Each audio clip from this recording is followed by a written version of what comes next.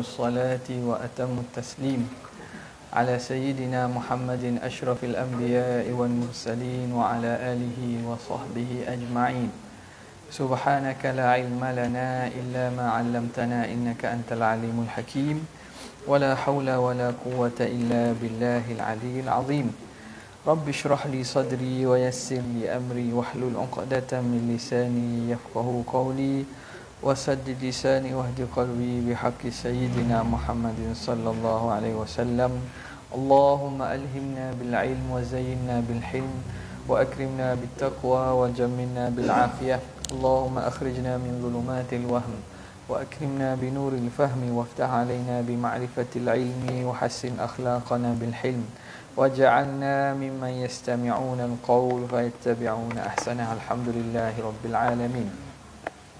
Alhamdulillah, bersyukur kita panjatkan kehadrat Allah yang dapat memberi kepada kita kelapangan masa dalam usia yang berbaki dan menjadikan kita di kalangan orang yang mendapat taufik berada pada malam ini untuk sama-sama kita melihat tinggalan Syekh Daud Al-Fatani dalam kitabnya Muniyatul Musalli.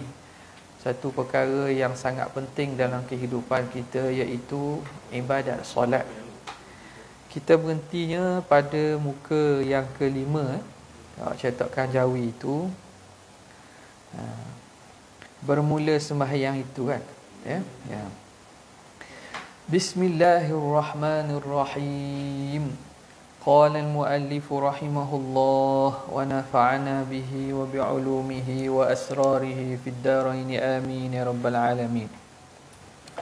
Kata pengarang rahimahullah, bermula sembahyang itu berhadap Allah Ta'ala atas segala hamba-Nya, supaya berhadap segala hamba itu kepadanya dalam rupa kehambaan. Sekarang ni pengarang rahimahullahu ta'ala menyatakan bahawa sembahyang itu berhadap Allah Ta'ala atas segala hamba-Nya, supaya berhadap segala hamba itu kepadanya, kepada Allah dalam rupa kehambaan. Allah Ta'ala dalam sembahyang ni dia munajat. Kita berdepan dengan Tuhan. Kita berdepan dengan Tuhan. Berhadapan tu. Kerana kita sedang nak beribadat kepada Allah Subhanahu Wa Ta'ala. Dan Allah Ta'ala jadikan dalam sembahyang ni rupa kehambaan pada setiap gerak-geri kelakuan sembahyang. Kerana berhadap hamba dengan Tuhan, kita nak berhadap Tuhan dengan keadaan rupa kehambaan. Baru layak. Kita nak mari jumpa Tuhan bukan dalam keadaan kita sombong. Bukan dalam keadaan kita rasa megah. Bukan dalam keadaan kita ni besar diri, bukan. Kerana kita hakikatnya hamba Allah. Allah itu pencipta, Tuhan kita. Maka keadaan berhadap kita dengan Allah Subhanahu Wa Ta'ala itu mesti dalam keadaan kehambaan yang sepenuhnya. Maka ibadat solat ini ialah ibadat yang paling Allah Ta'ala jadikan menzahirkan, memanifestasikan, menzahirkan rupa kehambaan yang sebenar. Dalam rupa kehambaan, apa kata dia?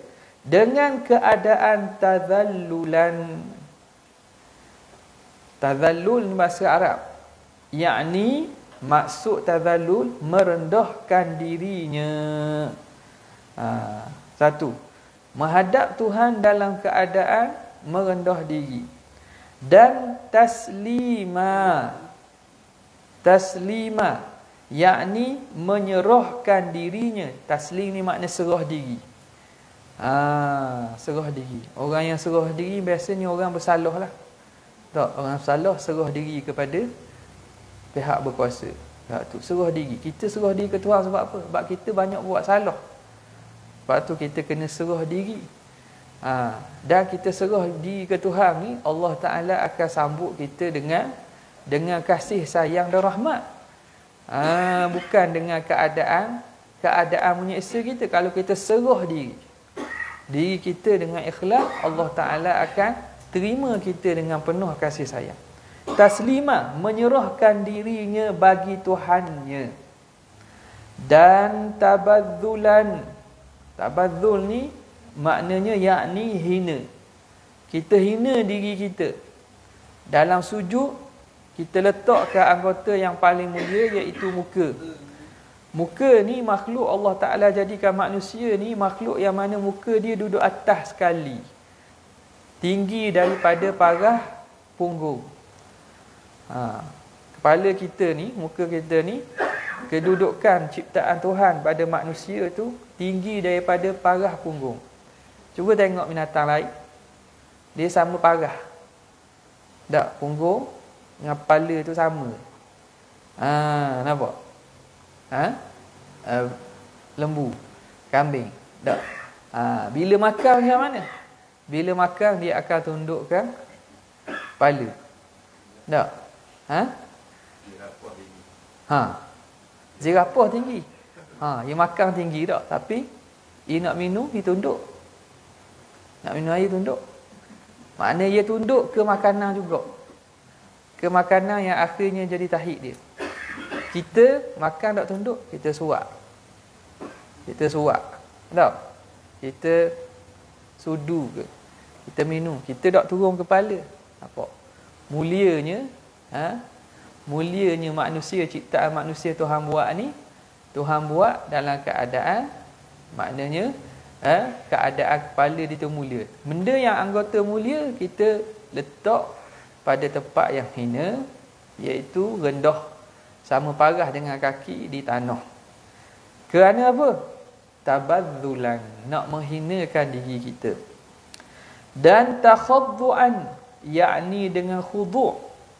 Khudu' ni makna rendah hati. Khudu' ni makna rendah hati. Dan takhasyu'an, yakni dengan khusyuk. Dengan khusyuk. Dan taraghuban, yakni kegemar dan suka. Tagharruban ni gemar dan suka. Kita dalam keadaan nak, gemar dan juga suka bila kita berhadap dengan Allah Ta'ala. Tamalluqan, yakni dengan rindu dendam. Rindu. Tamalluk ni makna rindu sangat. Sangat rindu untuk bermunajat kepada Allah Subhanahu Wa Ta'ala. Ini beberapa sifat yang mana menzahirkan kehambaan seseorang kepada Allah Subhanahu Wa Ta'ala. Kata Syekh Daud lagi, maka wukuf itu, yakni berdiri itu, merupa tazallul. Merupa tazallul. Sekarang ni dalam pergerakan sembahyang kita, daripada sifat-sifat kehambaan yang disebut tadi, tazallul, taslim, tabadzul, takhaddu', takhasyu', taraghub, tamalluk tu, macam mana sifat tersebut dapat dizahirkan dalam perbuatan sembahyang? Katanya, maka wukuf ni makna berdirilah, yakni berdiri itu merupa tazallul. Dia bentuk kepada tazallul, rendah diri. Apabila kita berdiri tegak depan Allah Subhanahu Wa Ta'ala, pulaknya kita disunatkan menundukkan kepala tak? Tengok orang baris, baris depan ketua tak? Depan komander ni, mana? Diri tegak tak? Diri tegak. Makna apa? Makna kepatuhan, merendahkan diri. Jadi perbuatan berdiri itu, dia merendahkan diri dia, menyerahkan diri di depan Allah Subhanahu Wa Ta'ala. Kepala pula kita, pandanganlah kepala kita, biasa pandangan disunatkan kita tunduk ke bawah. Dan takbir itu merupakan taslim. Takbir merupakan penyerahan diri, taslim. Orang panggil akad benda? Ha? Betul lah. Akad serenda. Ha? Serenda. Nampak tak? Akad serenda. Surrender. Maksudnya. Bahasa Melayu ambil bahasa putih juga punya. Akad serenda tu surrender. Kalau serah. Ini hai'ah ataupun kita kata bicara ahwal. Keadaan tu ulama tengok benda ni. Macam-macam ditakbirkan. Ada kata kita akad ni makna kita letak belakang dunia, kita hadap ke Tuhan. Itu benda ni benda yang kita panggil kalam hikmah yang datang dengan cara iktibar kepada perbuatan semayang. Ni orang dok balah tanya pula. Mana dalil Quran hadis payah Akad gini. Sami Allah ni Maha Hamidah gini. Ke kunut? Kalau kunut akad gini. Dok. Pelik lah tu. Dok. Dia akad tangan pun ada cara dia. Cara akad tangan. Akad tangan tu sunat. Sebahagian mazhab Maliki dia apa nama ni, mazhab Hanafi ada sebahagian ada pergerakan semayang tidak akad. Tapi takbir akad lah. Takbir kebanyakannya akad. Cuma pergerakan lain. Tak. Kadang ada pandangan yang tak akad tangan. Rokok ke tak akad. Terus rokok. Nampak tak? Tapi kita dalam pergerakan semayang kita disunatkan bergerak tu akad tangan kecuali masa nak sujud. Masa bangun duduk antara dua sujud. Lepas tu nak sujud kali kedua. Tu tak ada lah. Dan juga nak bangun daripada rakaat pertama kepada rakaat kedua, rakaat ketiga kepada rakaat keempat. Hak lain kita disunatkan bergerak dengan akad tangan. Jadi cara akad tu macam ginilah. Dan kalau gini, tak ada riwayat lah. Kenapa? Kerana pergerakan semayang ni kena ambil dengan perbuatan yang dilihat perbuatan Nabi. Jadi sahabat radhiyallahu ta'ala anhum, dia tengok Nabi akad begini. Akad begini. Tak ada akad gini, tak ada akad gini, tak ada akad gini. Tak ada. Jadi sebab itu sallu kama raaitumuni usalli. Walaupun kalau kiranya akad gini, pergerakan yang tak banyak, tak ada masalah, tidak batal lah kalau pergerakan tak banyak. Tapi bukan pergerakan yang disuruh dalam semayang. Jadi cara akad tu pun diriwayatkan dan diceritakan bagaimana sifat dia. Supaya kita ni menepati sabda Nabi, sembahyanglah kamu sebagaimana kamu melihat aku sembahyang. Jadi kita tak nampak habis sembahyang. Kita nampak siapa? Orang yang ajar kita sebelum ni. Guru kita ke, tok syekh kita ke, mak ayah kita. Dia pula ambil pada mana? Ambil pada guru dia, tok syekh dia. Ambil sampai kepada sahabat, sampai kepada Nabi sallallahu alaihi wasallam. Nampak? Okey. Jadi tadi takbir itu rupa taslim. Rupa taslim, serah. Dan thana dan tilawah itu rupa tabadzul. Thana ni pujian. Pujian kita dalam semayang. Allahu akbar kabira walhamdulillahi katsira wa subhanallahi bukratan wa asila. Puji-pujian kita dalam semayang itu dan juga bacaan kita dalam semayang. Tilawah tu bacaan kita semayang itu rupa tabadzul. Rupa rendah diri. Bila kita baca, kita puji Tuhan, makna kita merendah diri. Kita baca ayat dia, makna kita tunduk kepada dia. Kita merendah diri. Rupa bagi tabadzul. Dan rukuk itu rupa takhaddu'. Rukuk itu rupa bagi takhaddu'. Takhaddu' ni makna khuduk. Rendahlah, menunduk. Khuduk. Tunduk. Dibayangkan atau digambarkan dalam ketika kita rukuk. Rukuk tu kita tunduk diri kita. Dan sujud itu rupa takhasyuk. Sujud pula rupa takhasyuk. Khusyuk bila kita dalam keadaan sujud. Dan julus itu rupa targhib. Rupa targhib. Rupa targhib. Situ dia tulis benda awak jalan. Taraghub. Taraghaba. Dia moleknya targhib lah. Targhib makna gemar ataupun taraghub. Taraghib. Ring ba. Taraghub. Taraghubun, kalau ikut wazan tu taraghaba ni, dia yang wazan yang biasa ialah raghiba. Ghariba fi. Maknanya dengan maksud gemar, hendak. Sebab itu baca dengan targhib. Rupa targhib, rupa apa? Tadi sebut dah tadi. Mana? Taraghuban yakni gemar dan suka.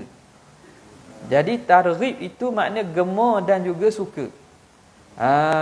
Bila kita duduk antara duduk julus tu makna duduk. Duduk itu kita gemar dan kita suka. Sebab tu kita berada dalam keadaan duduk. Bagaimana dalam situasi biasa kan? Orang nak benda, orang duduk. Orang tunggu kurnia. Zaman dulu lah, ni duduk atas kursi dah. Ni duduk atas kursi zaman-zaman dulu, nak terima anugerah, duduk lah. Duduk pula, bukan duduk biasa, duduk jerengeng, bukan. Duduk dalam keadaan hendak. Jadi duduk antara dua sujud tu, kita duduk tahiyat awal, panggil duduk iftirash tu, duduk dalam keadaan kita nak tunggu, nak mendapatkan sesuatu, gemar dan juga suka, mengharapkan apa yang Allah Ta'ala beri. Itu rupa targhib, rupa bagi berkehendak, dan juga gemar dan suka. Dan tasyahud itu rupa tamalluk. Tadi tamalluk maksudnya rindu dendam. Kita duduk tasyahud. Tasyahud macam mana? Duduk tasyahud kita tu kan, tasyahud akhir tu kan, kita dalam keadaan sipuh. Dalam keadaan tu kita rindu dendam. Tu dia perumpamaan lah dia buat. Mengharap-harapkan kurnia Allah Subhanahu wa ta'ala. Kemudian katanya, maka berhadap segala hamba kepada Allah Ta'ala dengan itu sekaliannya.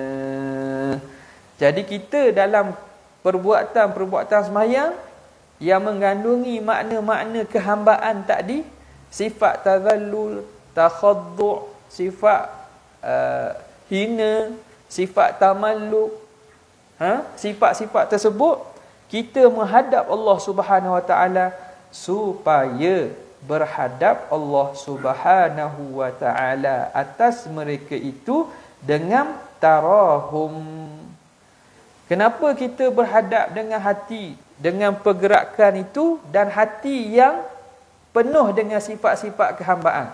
Supaya Tuhan berhadap dengan kita dengan tarahum, dengan sifat rahmat, dengan belas kasihan. Nampak? Yakni dengan kasihannya dan lembutnya. Jadi bila kita rendah diri, Allah Ta'ala akan beri kepada kita rahmatnya, akan redha kepada kita. Nampak? Sebab apa? Sebab dialah Tuhan yang penuh dengan kerahmatan dan juga keampunan. Sebab tu jangan sombong. Sombong dengan Tuhan. Kita tak boleh sombong dengan Tuhan. Ada orang dia sombong dengan Tuhan. Dia tak mau minta dengan Tuhan. Dia minta dengan makhluk dulu. Kalau orang yang betul-betul tahu tentang kehambaan, sebelum minta makhluk tu, minta dengan Tuhan dulu. Sebelum minta ke makhluk, minta dengan Tuhan dulu. Sebab apa? Sebab Tuhan itulah yang mengawal hati makhluk. Dan berhadap dengan kasihannya dan lembutnya, dan berhadap dan diterimanya. Kita minta Tuhan balas balik, dan minta Allah Ta'ala terima kita, dan hampirkan kepadanya, dan minta Allah Ta'ala dekatkan, taqarrub, dekatkan kita kepadanya. Dekat bukan dekat jarak, dekat dengan maksud Allah Ta'ala pelihara kita, Allah Ta'ala letak kita dalam penjagaan dia, dekat.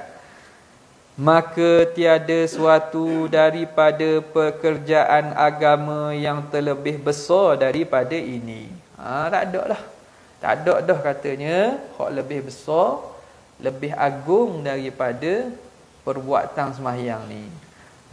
Apa dah? Jadi yang jadi nampak lekeh sebab apa? Sebab kita buat banyak buat banyak, dan kadang-kadang bila buat banyak kita ambil sambil lewat tu. Yang lain dengan haji,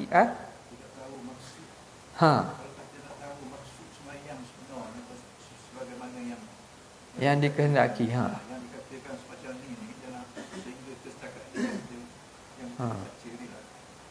sebab kita tak tahulah tu, tak? Kita tak tahu nilai sebenar. Jadi bila orang tak tahu nilai, dia akan ambil sambil lewat lah. Padahal banyak sekali tu banding dengan haji tak. Haji seumur hidup sekali je wajib. Orang ada lebih sikit, ada peluang ada ni, pergi haji sendiri. Tapi kita sungguh buat haji tau. Nak pergi haji tu sungguh tu. Masuk benda panggil khusus haji. Khusus haji dia bukan main sehari dua.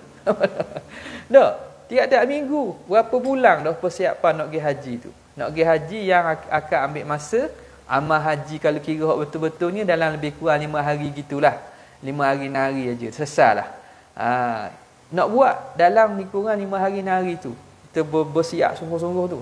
Bersiap sungguh-sungguh. Tapi hak semayang ni, kita sebab buat semua pun.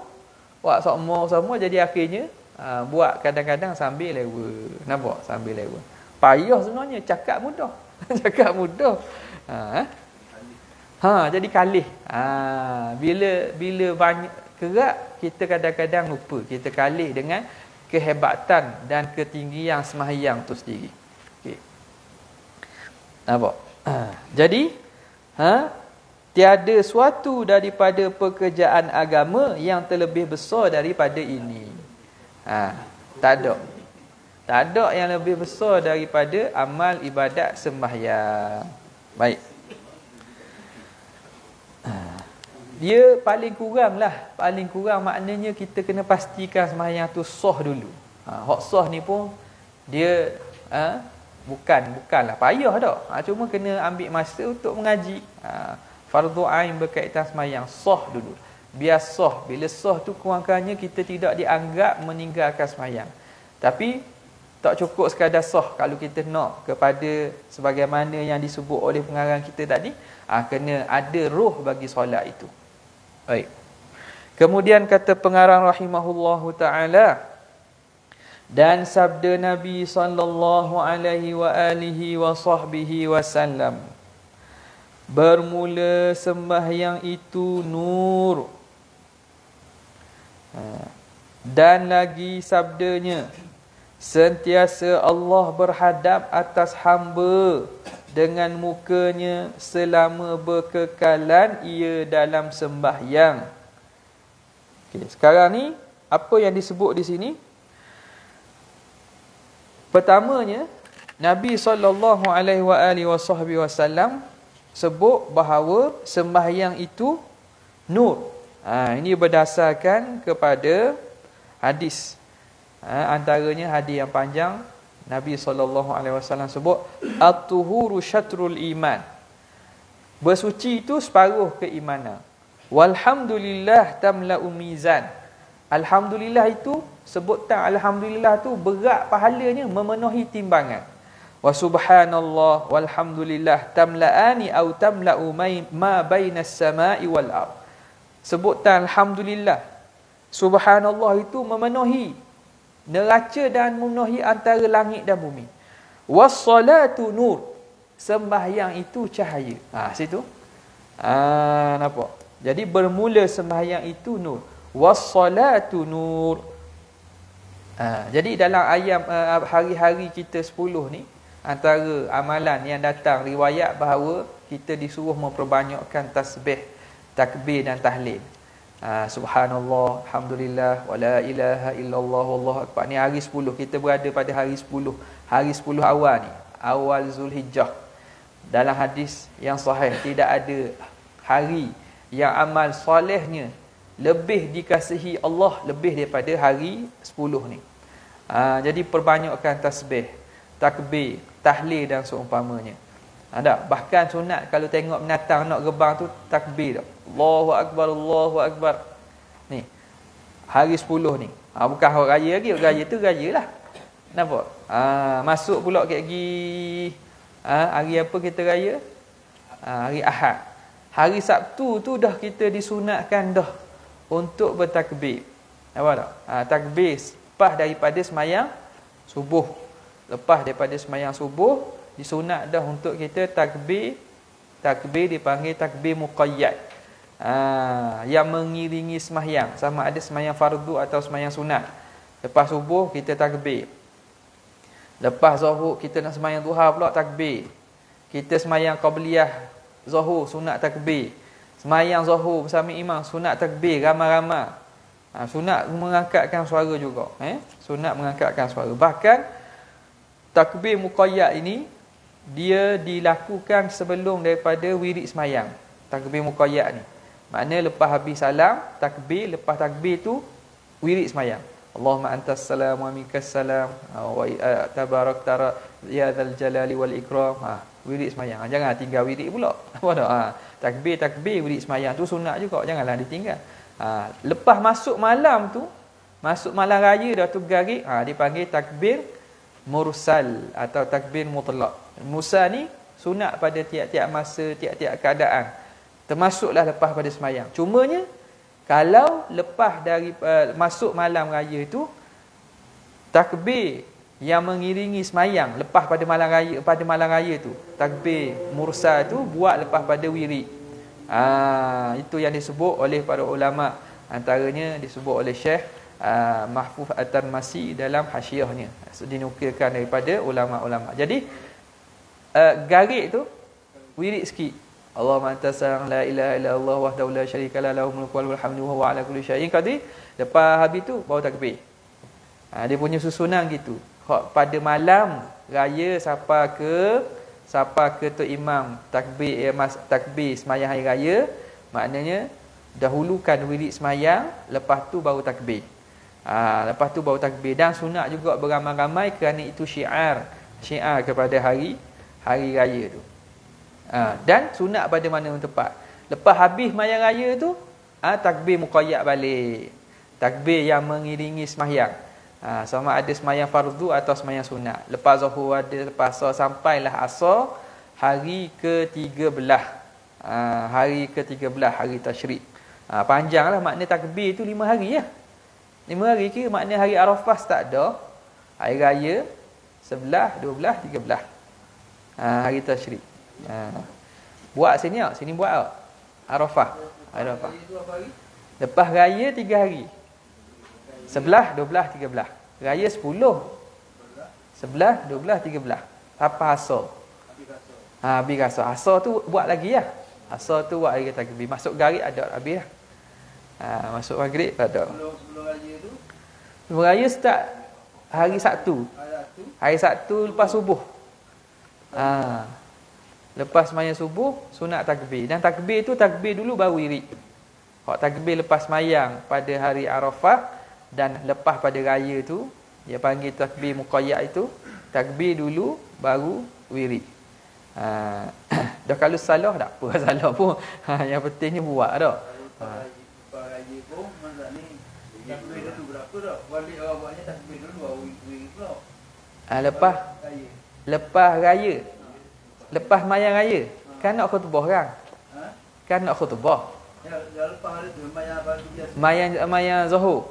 Betul. Maknanya lepas wisalam takbir dulu. Lepas takbir wirid. Lepas wirid doa lah. Jadi takbir muqayyad yang mengiringi semahyang ni dibuat takbir dulu, lepas tu baru dibuat wirid.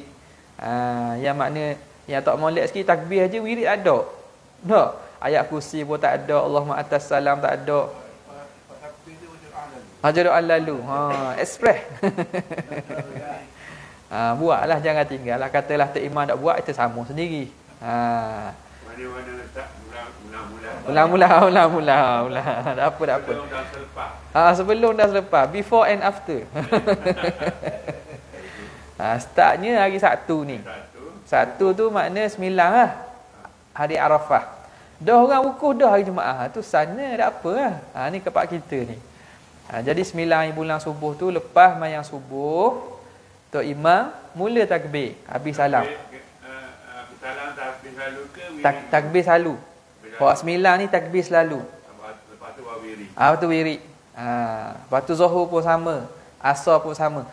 Garik. Garik tu malam raya kan? Garik tu malam raya. Garik tu wirid dulu. Wirid dulu sikit baru takbir. Kalau buat takbir lalu dah afdal lah. Afdalnya sebagaimana disebut oleh ulama-ulama Syafi'iyah kita, dia bezanya antara takbir muqayyad dengan takbir mursal ni. Hak muqayyad ni hak lepas sembahyang. Muqayyad ni kait. Hak ada kait dengan sembahyang, kerana dia berkait dengan sembahyang maka dia buat lepas sembahyang.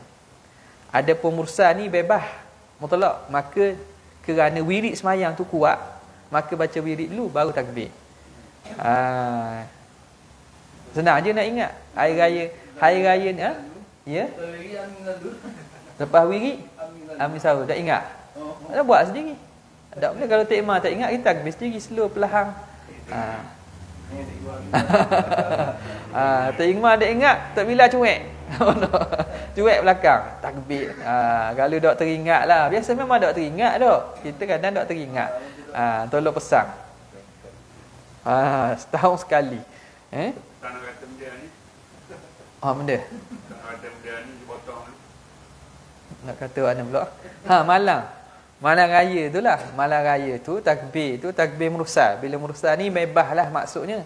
Bila tak terikat dengan semayang. Maknanya lepas semayang pun sunat juga. Lepas semayang pun sunat juga. Tapi wirid dulu. Wirid dulu sikit. Lepas tu takbir.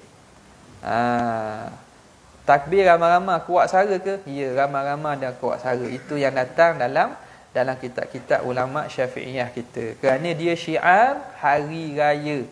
Syiar pada hari-hari tersebut. biasa boleh buat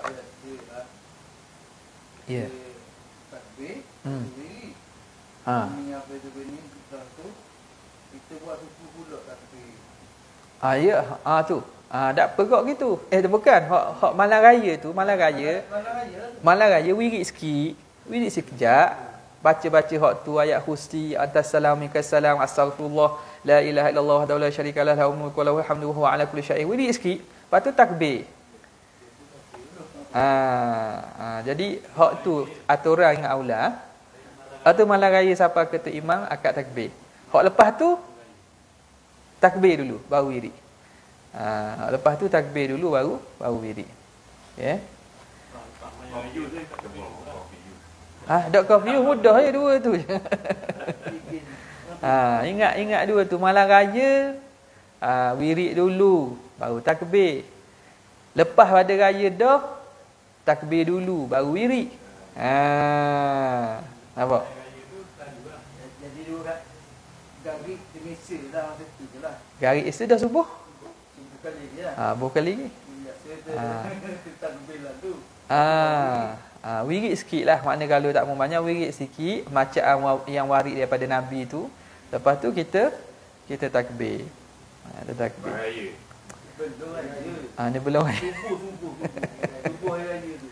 Baik. Yang kedua, yang ketiga, yang keempat. Hak tu lepas salam takbir. Macam biasa. Takbir. Tapi lagi ni. Tak apa. Ya. Yang penting maknanya hari-hari tersebut kita hidupkan dengan takbir lah. Cuma hak bezanya malam tu tiap-tiap masa, tiap-tiap waktu naik motor, naik kereta kat rumah, nak meleh, nak pergi tempat meleh dak kira lepas meleh dah. Maknanya malam tu lah. Malam tu kalau nak masuk ke apa ke sunat. Kita takbir pada masa-masa pada malam raya sampai ke sembahyang raya. Nampak? Jelas dah tu?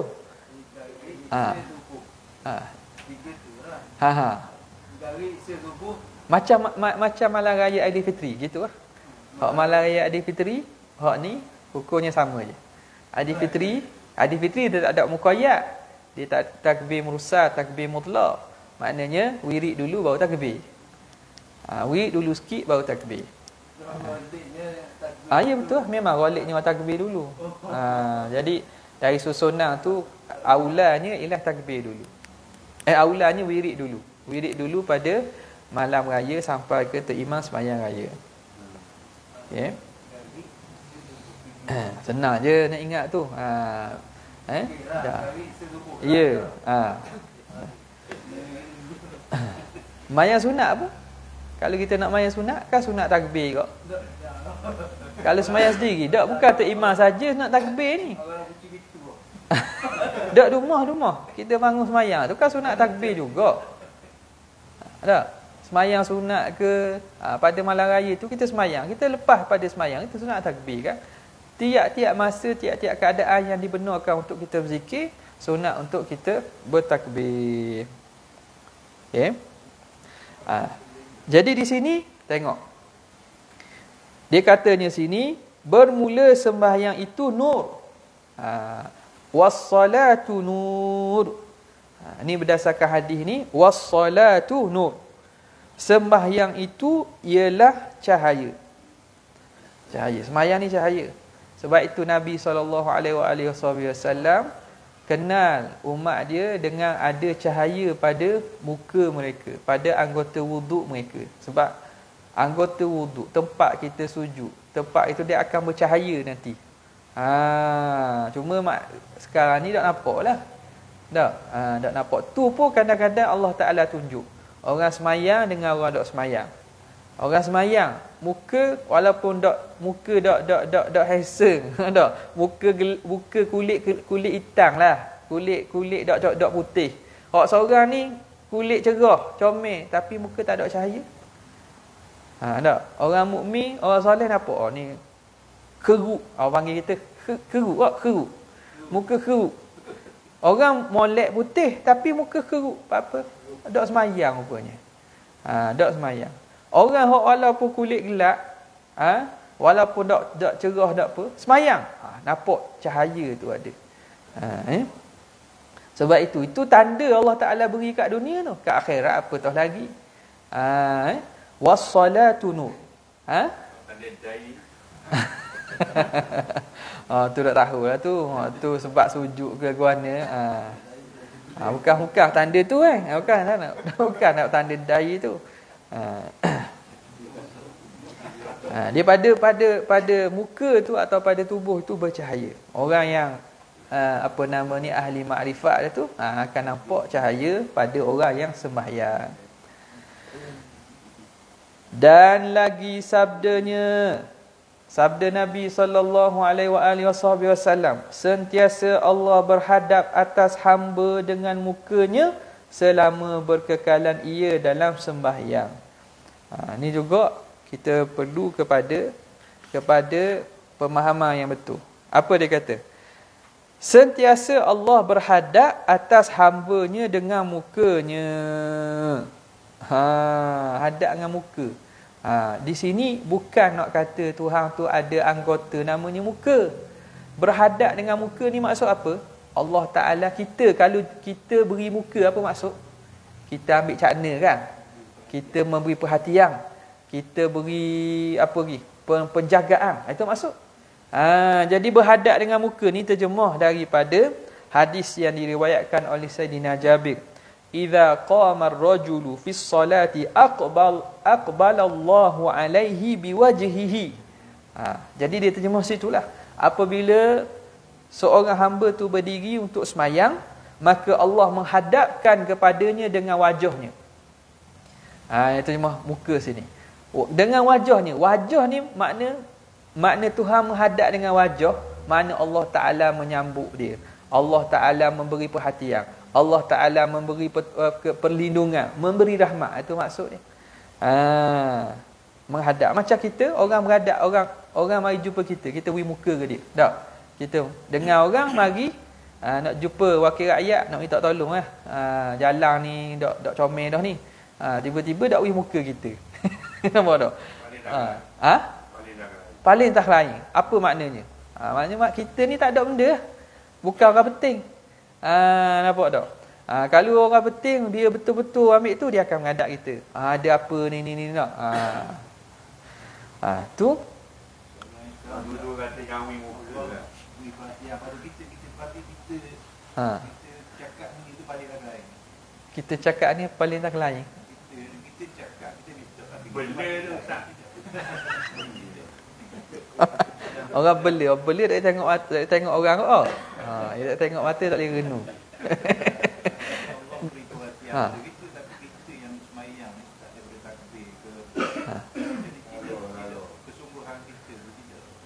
Paling kalang itu paling dia, paling muka. Kalau kita cakap dengan orang paling lain.